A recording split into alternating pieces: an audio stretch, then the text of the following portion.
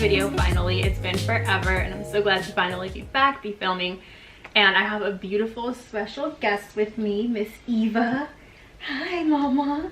Today I will be talking about how our self-view of ourselves, our self-image is very flawed sometimes, and just how God approaches that. So if you guys want right now, you can pause the video, read Exodus 3 and 4, and then resume when you're done reading it.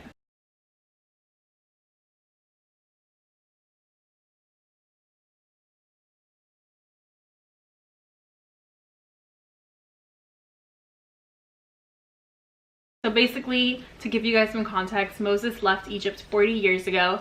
He killed a man, so then now Pharaoh, he killed an Egyptian man, so now Pharaoh is trying, or was trying to kill him. So of course Moses left for his safety. So now he is a married man, he has a wife and a son, and he lives with his father-in-law in Midian. And it's been 40 years since he first left Egypt. So now he's at the point where when chapter 4 starts, he is actually leading a flock of sheep, a flock of his father-in-law's sheep, into the wilderness. That in itself is just so significant because, as you can see through the rest of the chapter, God obviously calls Moses to lead God's own flock of people into the wilderness and out of Egypt. So I feel like God put Moses in that position as a shepherd to prepare him for what was to come, for the position that he was calling him into next. So that is so intentional. And hey, Jabari. And it's just crazy how God does that. Like, Moses was stuck in that same position, like no promotion, no nothing, for 40 years. He was used to living in the palace. He was pretty much raised like in the Pharaoh's house or castle or whatever.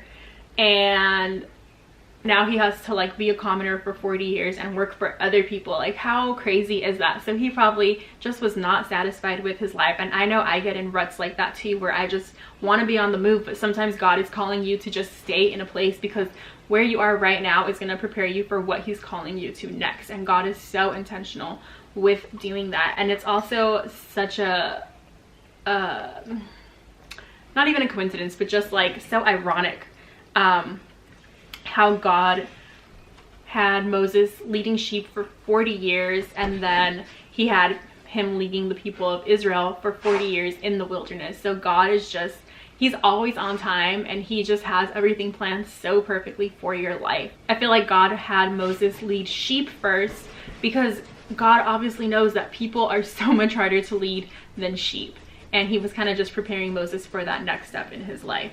So as Moses was walking these sheep, he saw a burning bush, and we all know it was like an angel. God was in the bush, and the bush did not burn. And that just shows that God will interrupt your daily routine. And sometimes we think that God just comes to us like so peacefully, that he's gonna just be like, oh, hi Dianna, yes, I have something new for you. Like, that's not the case at all. God needs to distract us. He needs to just like get our attention and get us to realize that like that's him, that he's calling us to do something more. He's not very subtle at all. Sometimes he is, but in this scenario he definitely was not subtle. So sometimes we see disruptions from God as like, oh, the devil's trying me, oh, I don't know, we like pray those disruptions away, but sometimes it's God trying to get our attention.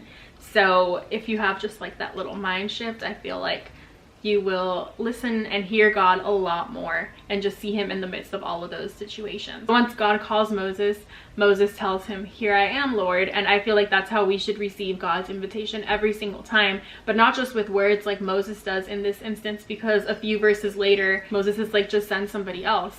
And I feel like we need to, with our actions and our words, we need to accept God's calling for our life. I can't just pray for God to use me as a vessel, and then when God's trying to call me, I'm like, oh no, like just kidding, I didn't sign up for this anyways. Like, yeah, you did. God reveals to Moses his plan to deliver the people from Egypt through Moses. Moses literally tells God, who am I that I should go? And I feel like I tell God that so many times. I just feel so inadequate. Like, I'm not ready for whatever he's calling me to do. Obviously, God knows everything. He knows what I'm capable of. He created me. He created you. So we always give God so many excuses, but like he knows that he needs you to do this. And I think Moses probably said that for 2 reasons. So we have to remember that Moses fled Egypt 40 years ago because they were trying to kill him, and God was trying to send him back to that place that he had already ran from. We think that all his callings for us are going to call us higher. Sometimes they call us back to places we've already escaped from. God does that so that through us he can deliver people who are still stuck in the places that we've already escaped. And we see through this whole chapter, God didn't want to send anybody else. He wanted to send Moses and Moses only. Moses just feels so inadequate. His self-esteem is absolutely just so low, and he just doesn't see himself in the bright light that God sees him. So God responds to Moses and he tells him, I will be with you. And I feel like that's so important. That's my next point, that God never calls you to do something alone. He never calls you to do something without him. And I feel like sometimes we rely on our own abilities, our own confidence, our own knowledge, but no, that's besides the point. Like, you can do all things through Christ who gives you strength. It doesn't say you can do all things and that's it. It goes on to say through Christ. So we definitely can't do everything alone, and we just have to have that mind shift and take the focus off of ourselves, off of what we can do, how we see ourselves, and just focus on God and what he's trying to do through us, what he's already done through us. Right after that, Moses starts hitting God with these what if scenarios. He's like, oh, well, I suppose, or let's suppose that the people don't listen to me. Let's suppose that they ask what your name is. You know, like, he's just coming up with all these excuses and just irrational fears, and I do that so much. I probably have a different what if scenario like every 10 minutes in my head, and when what if scenarios do pop up in our head, it just goes to show like how much we lack confidence in God, in his plan for us. And it's funny because here he says like, oh, what if they ask what your name is, what the name is of the guy who sent me. Later on in chapter 4, when Moses finally gets back to Egypt, talks to the Israelites, they never ask that. We always think like worst case scenarios, but most times it's not going to be a worst case scenarios, and if it is, like, God's gonna be with you, no biggie, you got this. In verse 13 it says, Moses said to God, suppose I go to the Israelites and say to them, the God of your fathers has sent me to you, and they ask me what is his name, then what shall I tell them? And that's when God says like his famous line. He says, I am who I am. And like, God could have responded in so many other ways, but he said that so intentionally. And it's funny how he answers Moses's question, because Moses thinks that the people are going to ask him what is his name, and God just says, tell him like, I am who I am. And I feel like through that, God is just communicating to Moses like, I am God. I am the God of their ancestors. I am the God of Abraham, the God of Jacob, the God of Isaac. It just shows that he really wants us to just know like he is God. That's it. Who cares what his name is? And he actually says later on, he says, this is my name forever, the name you shall call me from generation to generation. That just goes to show that God is enough. As long as we know who he is, that he is with us, that is enough, and that should be enough. And he calls himself I am, and so many people have analyzed this, interpreted it so many different crazy ways, but a lot of what I was reading is just that like I am means God is. It means that he is always going to be in existence. I am never goes away. He's not saying like I was, he's saying I am in present tense, and that present tense just lasts forever. By God saying I am, he's also saying like I am the becoming one. I am everything you will ever need. And when you think of it like that is just so true, and it's just mind-blowing. Of course, like, we say I am every single day. I say I am hungry, I am working, I am filming, you know, like we say it so many different times, and every single time we say I am fill in the blank, we are identifying Christ, and our identity is tied directly to Christ. So every time I claim me as I am Dianna, I am Mexican, I am bored, I'm also claiming God's identity. So there's no me without God. So basically, like, anywhere I go, God is gonna be there. And that's why it's so important to attribute yourself with positive things. Like, we have to attribute ourselves with God qualities. We can't just be saying I'm ugly, I'm lazy, I'm stupid, I am not good at math, you know? Like, we have to say I am brilliant, I am loved, I am worthy, I am intelligent. So after that, God pretty much goes on to tell Moses his promise that he has made to the Israelites. He vouches to pretty much take the Israelites out of Egypt and to take them to the promised land, the land flowing in milk and honey. I read this thing online a few weeks ago, and it pretty much said whenever you need to remind yourself of God's promises, you need to just look in the Bible and see what he's promised people before us, see what he's promised Abraham and Abraham's descendants and just all of his children, and those promises still go for us. And I feel like I forget that so many times, and I think it's just like this ancient book, but no, like literally every promise that God has written in his book and his truth also goes for us as his children. So God will also deliver us from our oppressors, or what's oppressing us, whether it's anxiety, depression, addiction, anything that you may have, mental illness or cancer, worthlessness, just so many different things. God is going to deliver you from that, and he's going to bring you into the promised land flowing with milk and honey. And then God tells Moses, it's okay. So God pretty much equips Moses with everything he needs, literally everything. He's like, this is what you say, and I'm reassuring you the elders are going to listen to you. He tells him, like, this is what you're going to do so that the Egyptians will listen to you. And he gives him 3 signs, which we'll get into that in chapter 4. But he literally gives him 3 signs and says, this is all you need in order to convince these people that I am God, that they need to go with you, and that Pharaoh needs to let you take them. And of course, again, my favorite guy, Moses, he goes, well, what if they don't believe me? Like, is he ever just gonna get the point? I feel like if God was just telling me something, like straight up, like right in front of me, I would listen, because it's God, you know. But like, I'm so much like Moses. I resonate so much with him, and I have anxiety like crazy, social anxiety, just all these things, all these what if scenarios.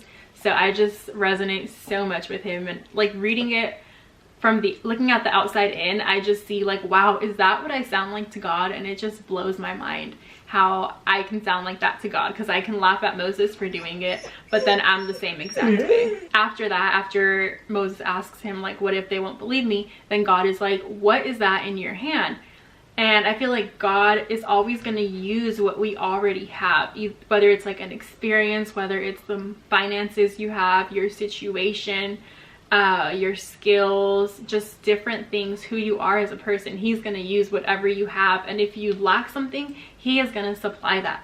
So Moses has this staff in his hand, and God tells him to throw it to the ground, and when he throws it to the ground, it turns into a snake, and Moses gets frightened at the snake. And that's just, I feel like there's so much symbolism in that, because it goes to show how scared we are of what we're capable of doing through God. Like, he's literally in God's presence, and he's fearing what he's seeing before his eyes, what God did through him. So God pretty much tells him like, this is what I'm gonna do through this staff. You're gonna perform this sign in front of the Egyptians, and if they don't believe you, then you will put your hand in your cloak and it will turn into leper skin. If they don't believe you with that, you will get water out of the Nile, and then that water will turn into blood, and then they should believe you. But if they don't, and then of course Moses tells him, he's like, well, I'm horrible at speaking, God. Moses literally says, and I love how he's trying to be so polite, he's like, pardon your servant, Lord. I have never been eloquent, neither in the past nor since you have spoken to your servant. I am slow of speech and tongue. In verse 10, the Lord said to him, who gave human beings their mouths? Who makes them deaf or mute? Who gives them sight or makes them blind? Is it not I, the Lord? Now go. I will help you speak and will teach you what to say. I don't know. I feel like for myself, at least, I don't do what God tells me to do, because I'm like, oh God, like if only you knew what I lack, and if only you knew my insecurities, if only you knew what I struggle with. God literally knows that. He created me. He created every single part of you, every imperfection. He knows that. Like, we can't hide anything from him. So when he calls us, he's calling us with our imperfections and all. And he knows like what you got to work through. What we think we are inadequate in, what we think we lack, God is going to use to deliver others. I actually had a friend a few weeks ago, and I was talking to her about something that I was scared to do, and she's like, and she had just had that same fear, but she actually did it. And I was like, how did you do that? And she was like, I just did it. And she's like, sometimes you just have to do it afraid. And that has stuck with me ever since then. And I think that's pretty much what God was trying to tell Moses in that verse. He's just like, sometimes you just got to do it afraid. Like, I know what you lack. I know this is your fear, but I'm here. And then God tells him, like, I will help you to speak. He doesn't tell him everything straight up in this moment. He's like, I will help you to speak. I will help you to speak. And basically, like, in every moment, God is guiding him through it all. And he's telling him exactly what to say, exactly what to do. We don't have to know it all. God's going to show you some stuff along the way. Sometimes we don't want to take the next step because we don't have all the answers. God's not always going to give you all the answers straight up. Like, sometimes you have to wait for him. Sometimes you have to take one step to get the next step. It's like a scavenger hunt. Like, you get a clue, so then you go to wherever that clue is leading you to, and then there at that clue you find another clue, and all those clues eventually take you to the destination. And then again, Moses is like, no, I can't do it, just send someone else. And I'm like, how many times have I told God that? And I feel like at this point Moses is literally just looking for an excuse. Hey, it's okay. I feel like he's just looking for an excuse and not a solution. Like, God is providing him all these solutions, and Moses is just not having it. So then eventually God is like, okay, like, I've had enough. Like, what about your brother Moses? Like, why don't we just send him with you? I'll speak to both of you guys, and then you'll tell him what to say, and he'll be the one to speak to the people. So I feel like God just always gives us a person. He always gives us an Aaron. And I really had to, when I read that, I had to really just like take inventory of who my people are. Like, definitely Miles. In any social situation, I just feel so much more comfortable with him. Having social anxiety, it's so helpful to just have that one person that you're just more confident with, you're comfortable with them. And that's definitely Miles for me. It's also my sister when I'm back home. And I just have a few people that are like that like they help carry me through certain situations, social situations especially. So I encourage you guys to think, like, who is your Aaron? Who is that person for you? Or it can be multiple people, but God will definitely send people with you to walk alongside you, to help you to do what you need to do. And it's so cool how God tells him, like, I will send Moses with you, but I still want you to take your staff in your hand and perform these signs, because God is saying, like, just because I'm sending Aaron with you does not mean like you're getting out of this one. Like, I'm not taking you off the roster. You're still gonna be in it. You're still gonna be the main guy. You're gonna be performing all the signs. He's literally just gonna be the one speaking, but you're gonna be doing everything else. So, like, God didn't let him off the hook, but it also shows how merciful and just how much God loves us, because he could have just forced Moses to go regardless without Aaron. But he had pity on him, he had mercy, and he just saw, like, how uncomfortable Moses was with the situation, how much he lacked self-esteem, just like how anxious he was in social situations. So God had pity on him and sent his brother to go with him, knowing just how comfortable Moses is with his brother. So I feel like God, he calls us out of our comfort zone, but he doesn't want us to do it afraid. He's going to send you and equip you with everything you need. So this kind of led me to think about Jeremiah 29:11, where God says, for I know the plans I have for you, plans to prosper you and not to harm you. I feel like that's all God's trying to do with us when he calls us out of our comfort zone, calls us to do something new. He's not trying to hurt us. He just wants us to prosper. He wants to see us prosper. And that's definitely why he put Moses in this situation. And that's why he calls us to do things that we're just not comfortable with, or things that we never thought that we would do or be able to do, or even be equipped for, or be qualified in God's eyes for. And before I forget to, so yeah, God sent Aaron to go with Moses, but Aaron did die first. So Moses still had to be in charge of the Israelites without Aaron. So I feel like God gave Moses, I guess I'm gonna call it like a little buffer with Aaron for the first few years, but then Aaron eventually died, and Moses, he just had to like take it, he had to do it. But God gave him those first few years to kind of warm up and just get used to that, build up his confidence, build up his self-esteem a little bit more. Little do we know, a few years later, God and Moses come through and they deliver the people out of that land and into the promised land. So I just hope that this encourages you guys in your journey, whatever you're going through. I know we all have our struggles. I know sometimes it feels like God's just calling us to do something that's out of our comfort zone, that's just something new for us. And God's been doing that to me so much through this whole quarantine. I have just felt him pulling on me in so many different directions, things I've never done in my life. but I'm just like, okay, God, like if that's what you're telling me to do, like I'm gonna do it. And I'm trying not to give him as much back talk as Moses, but it's so hard. But I hope this was encouraging to you guys. If you guys did resonate with any of this, please let me know in the comments. I do have a lot more videos planned and coming for you guys very soon, so please subscribe, follow me on my social media, and don't forget to turn on your post notifications so you can be notified every time I do post a new video. And let me know what other kinds of videos you guys would like to see. And also, if you have any prayer requests, feel free to leave them in the comments, or you could also DM me on Instagram or Twitter, any of that, and I would love to pray for you guys.